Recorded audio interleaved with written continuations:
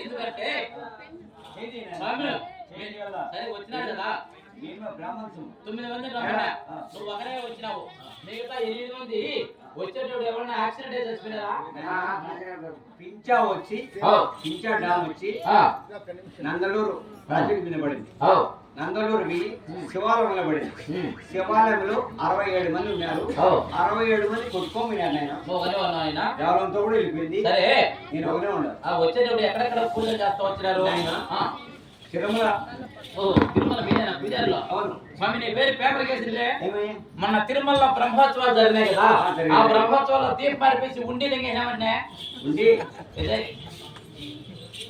దిగేనామంటే ఉండి కొట్టేసామన్నారు. లడ్డులో ఏదో కలిసి కలుపుతామంటే లడ్డులో కలిసి కలుపుతాను. చెప్పు. దీని చేసిన పని కాదు. రాజకీయ నాయకులు మొత్తం కలిసి కలుపుతా అంటే నేను వీళ్ళంతా కలుపుతాను కాబట్టి నోట్లు తక్కువ తోపు ఉంటాయని నోట్లు అన్ని తీసుకొని చిన్న దిగుబడి వచ్చేసి నేను దిగుబడి తీసుకొచ్చి రైలు ఎక్కి కదిరి నరసింహస్వామి దగ్గరే కదిరిలో ఉన్నాను. పుట్టింది నామకరణం మీద పిలిపించాం. కొండమ్మ గారు ఎక్కడ? చూడ గర్భవతి కదా. చెవులు దూదంగా పెట్టింటేమే ఇరుపు కట్టండి. అమ్మా కొండమ్మ గారు. స్వామి నమస్కారం. చల్లగా ఉంది తల్లి. మనకు డిజిటల్ లేట్ చేసి పెట్టినారమ్మా.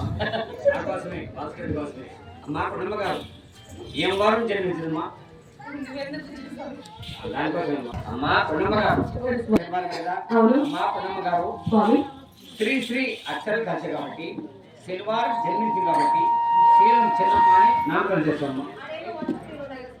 వంటులే ఫోన్ నెంబర్ లేమ్మా. అమ్మది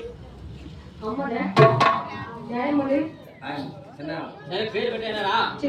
మీకేమైనా మీ వర్తమానం అడగండి, చెప్తాం.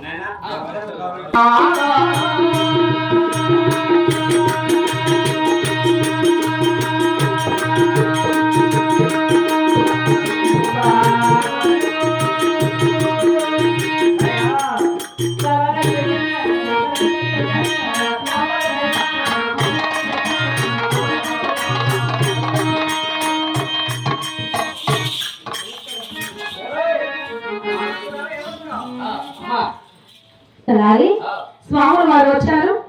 నా బిడ్డకు చిన్నమ్మ అని నామకరణం జరిపించారు కదా, చాలా చక్కని ఏది చేపించింది? నామకరణం చేపించినమ్మా.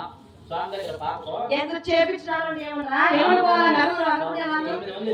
స్వాములు ఒకడు వచ్చి పెట్టిపోయి పేరు